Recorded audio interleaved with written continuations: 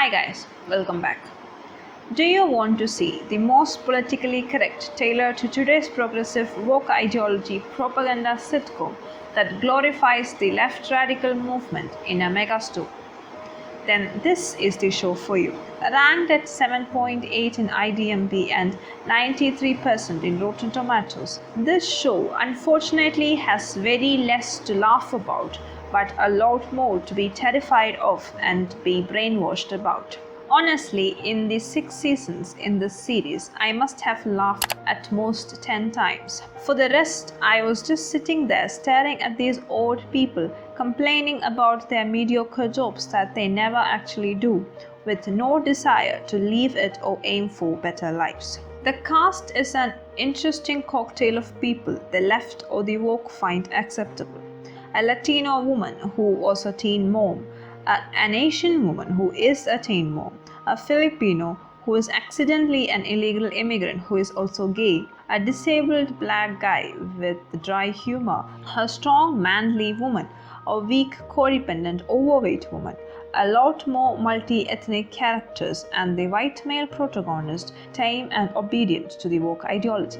It could be an interesting cast, but the wokeness overflowing in it and the unbridled political and cultural overtones these characters play cannot be ignored. The comedy is so safe and tailored not to offend anyone, and it drives you to the point of a good laughter only to completely diffuse the joke into awkward moments of silence or a walkaway or weird gestures that just bores us eventually. Honestly, I have no idea why I sat through the 6 seasons of it. Most jokes are almost funny or worth a few giggles. But there is no risk-taking, no novelty, no offense, no brevity or spine to the comedy in this sitcom.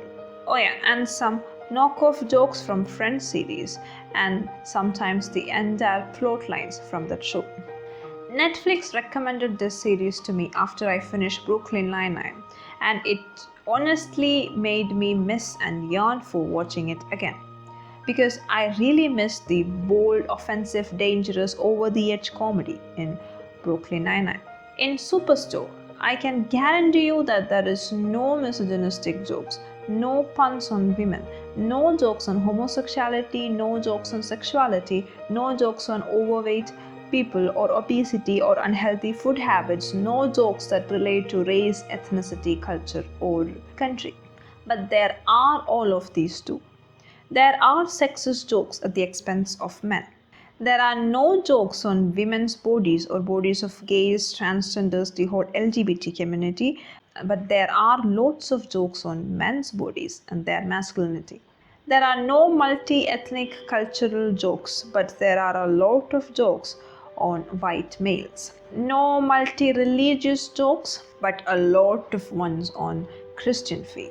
Women are extolled for being teen moms, being sexually active. Their body parts are discussed with great pride and quote-unquote empowerment.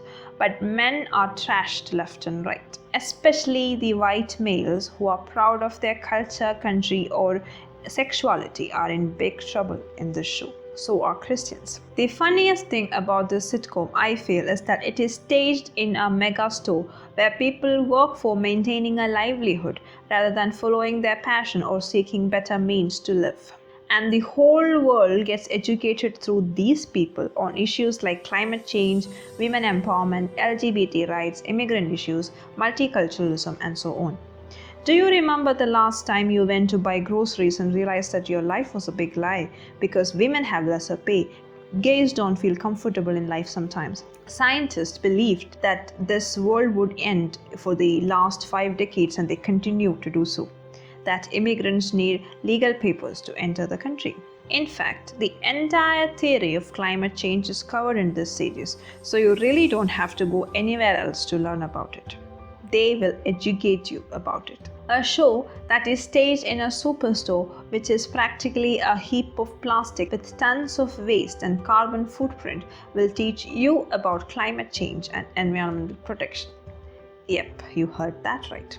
Another major issue addressed in this sitcom is abortion rights. Yes, Netflix sitcom series is what you believe about whether or not you should abort unborn children. It's very pro-abortion or pro-choice, and Jonah that squeamish, confused white guy with no major goals in life will always be educating women and ignorant men about how it's a woman's choice what to do with her body and the child that grows in her. Besides all this propaganda and the constant reference to Obama as the best president of the United States and Michelle Obama as the best first lady, I find two things very disturbing in the sitcom. One, half these people have no motivation in life and blame it on the corporate for not giving them enough money. It's true that unskilled labor has lower income, and that is not the fault of the corporate that gave you this job. I was appalled by how irresponsible, dysfunctional, obese, and unskilled most of these workers were. Yet they expected the corporate to make their lives better. There is an episode where a very old lady loses her job because she was unproductive in her job, and it is seen as the corporate had destroyed her life. An immigrant worker gets detained, and it's the fault of the corporate, giving the position of associate to an illegal immigrant gay Asian man because he really needed it, rather than a white man who was the most qualified for it. That is not doing a favor, but it's discrimination, because it's not the fault of white men that immigrants are doing worse in the country. Here I would like to note that in the series, Jonah is trying to start a union among the employees in the Superstore. But I really found it quite sad that these workers didn't have union representation. It is something Jonah was fighting very hard for. It's shown as a noble cause, the most important thing the guy could do, but really it's not something companies should deny in the first place. I was quite sad to see it, honestly. The male protagonist, Jonah Sims, quit business school because he never liked it there, drifted across St. Louis, came by this Cloud9 Superstore and took a job there. From then on, you will always find people, that is his co-workers, mocking him for how much he knows about politics, current affairs, or is generally smarter than them. Every reference to him going back to business school or aspiring for something more is met with resistance, scrutiny, and pessimism. It's like saying this guy is a lower middle class worker and that's all he should ever aspire to be. Then there is Amy Soos. She is the actual protagonist here. She is the star of the show, while Jonah is just this cute little boyfriend who always follows her around. Jonah, her boyfriend, is expected to behave like the office bitch and gets mocked that way as well. Wouldn't it be sexist if the roles were reversed?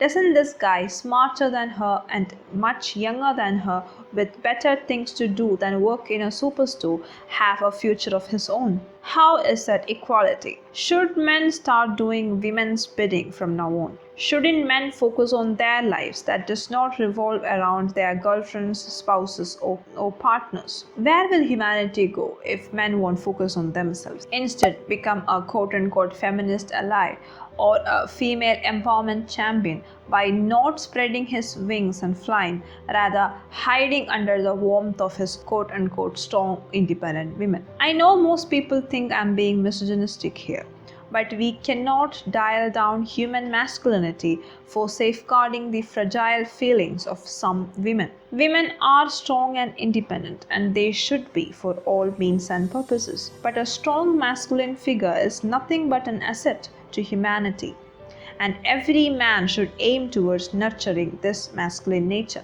Today's woke left has birthed this idea that strong masculinity is a hindrance to womanhood, that masculine men take away women's opportunities, rights, and freedom. Nothing can be farther from the truth.